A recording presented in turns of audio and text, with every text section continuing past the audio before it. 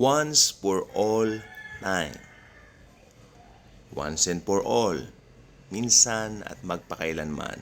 Madalas natin naririnig ang mga ito sa preaching ng grace. Hindi po ba? Dahil yan po ang buong katotohanan. Si Jesus, minsan lang namatay sa krus, hindi na ito mauulit. Pero maganda bang i-commemorate ang kamatayan niya? Of course. Pero yung gagayahin mo yung sakripisyo niya sa krus ng Kalbaryo, parang ipapakita mo na parang sa paggawa mo noon ay mababawasan ang kasalanan mo, malaking pagkakamali po yon. At isa itong blasphemy against Jesus Christ, sapagkat siya po ang namatay at nag-alay ng kanyang buhay para po sa atin. At sa kanyang minsan at magpakailanman na pag-aalay ng kanyang buhay sa krus ng Kalbaryo, nagkaroon ng kaligtasan ng buong mundo. Kaya nga po may nasulat dito po sa bahagi ng kasulatan na, "For God so loved the world that He gave His only begotten Son, that whosoever believeth on Him will not perish but will have everlasting life." John 3:16, a very famous verse, yes, a very famous one. And yet, I am wondering na i-apply nga ba ng lahat sa buhay nila? Kung alam ninyo yan, walang ibang daan sa langit kundi si Jesus lang.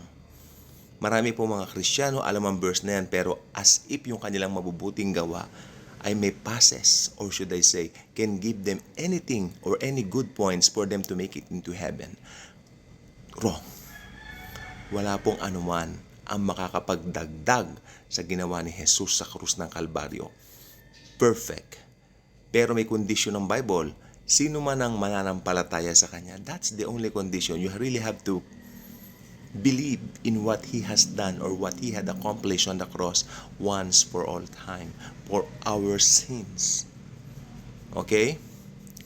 At ang sino mang maniniwala, pagkakalooban ng walang hanggang buhay na ipinangako ng Diyos sa bawat mananampalataya sa Kanyang anak. Napakasimple lang po pang. Di po ba? Ano ang mangyayari ngayon kapag ang isang tao nabuhay sa mundo maski 120 years pero tinanggihan si Hesukristo? May nakasulat po kasi dito. Uumpisahan ko po ang basa. Dito po, Hebrews chapter 9. Yung iba binabasa agad sa yung iba binabasa lang nila itong 27. Pero kung itutuloy ko po sa 28. Ha? Napakaganda pong ituloy natin sa 28. Tingnan natin ha.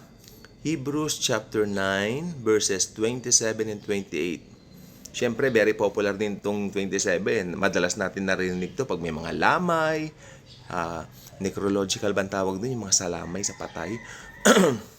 Okay, tapos biglang bumangon yung patay. Joke. Sabi rito, Hebrews 9 chapter 27. Hebrews chapter 9, ano ba yan? Verse 27.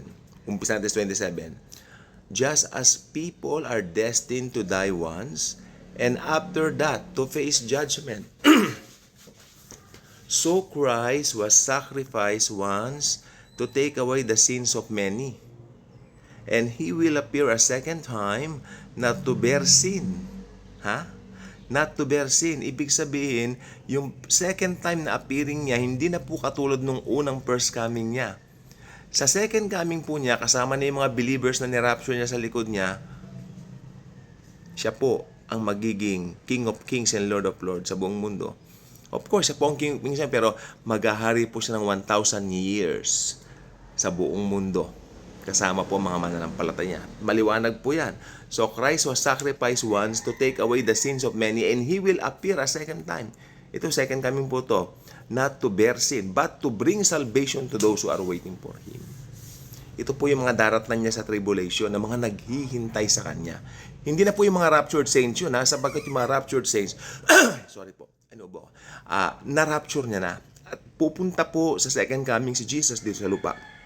Kasama na po tayo. Palakpakan naman natin ang Lord. Ngayon may tanong po ako.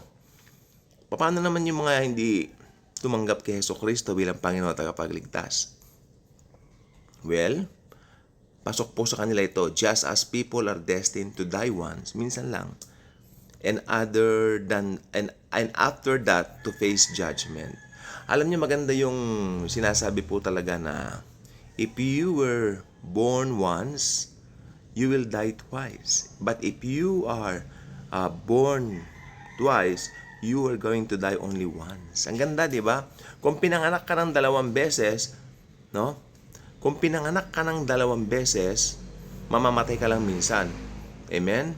Pero kung minsan ka lang pinanganak, mamamatay ka 2 beses. Ang ganda po, no? And I think hindi lang po yung kasabihan, talagang nakatakda po yan na tinimpla ng Panginoon na ganyan po yung kawikaan na yan, galing po sa Bible po yan. Pero wala kang mababasang ganun sa Bible, pero yung diwa po nandoon. Kaya, pag hindi tumanggap kay Kristo, kahit nakaburol, binibigyan ng mga magandang necrological services, flowers, no? Siyempre, kung famous yan na tao, naka-televise pa yan, lahat ng tao, laman siya ng Facebook, no? Lahat ng social media nakafocus sa funeral niya.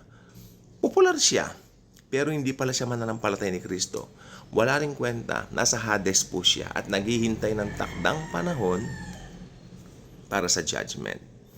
Tandaan niyo, walang sinisino si Kristo. Kung tinanggap mo siya, langit. Kung tinanggihan mo siya, impyerno. That's simple. No in between. Okay? Marami, mayaman, ang ganda ng lamay, ang ganda ng libing, ang daming tao nakikilibing. Famous kilala ng mundo. Pero hindi na po ako magbabanggit ng pangalan. Sige, banggitin ko na, Rudolph Valentino. Pinakatanyag. Diyos ko, hindi pa pinapanganak yung lolo't lola ko noon. Nung namatay itong Hollywood actor na to. Napakagwapo po. Poging-pogi. Walang binatbat yung mga bagong artista ngayon. Malayo sa kanya. Namatay siya at the age of 30. 30 years old, no? Napakabatang namatay. 30 years old.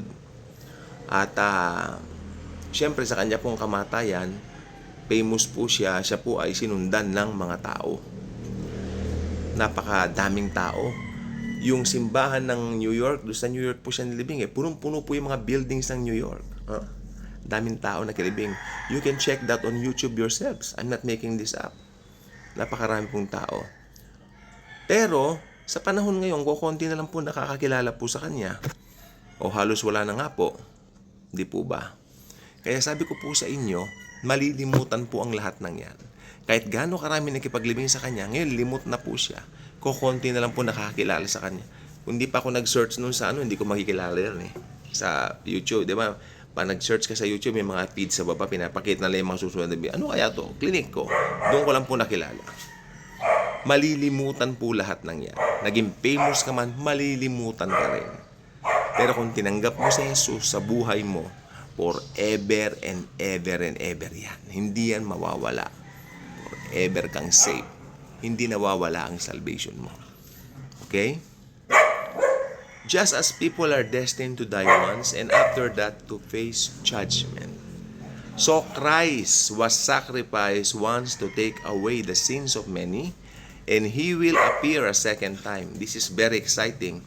And He will appear a second time not to bear sin, but to bring salvation to those who are waiting for Him. Sa konteksto, those who are waiting for Him, ito yung mga dadatnan niya sa pagkatapos ng Great Tribulation. Dahil na-rapture na po ang simbahan noon. Na-rapture na po noon ang church. Itong church age, matatapos po ito sa rapture. Pag na-rapture tayo, 7 years tribulation, and after that, second coming, kasama na po yung mga ni-rapture niya. Napakasimple lang po, no? So, maging bukas lang po ang ating puso't damdamin at tanggapin ang mga aral ng Daily Good Vibes. Dahil lahat po na nasa Daily Good Vibes ay nasa Bible. Pag narinig mo ngayon ang Daily Good Vibes, it means Jesus Christ. Sapagkat si Jesus Christ lang nakakapagbigay sa atin ng perpektong kaligayahan na hindi kayang ibigay ng sino man. Kaya kung hindi ka pa ka-good vibes, ngayon pa lang, pindutin mo na ang subscribe button sa ilalim. I-share mo naman ang video nito, especially kung ito yung unang video mo na napanood mo dito sa ating channel. I-share mo ito, ipalaot mo ito, at ikalat ang pag-ibig ni Jesucristo sa buong mundo. God bless.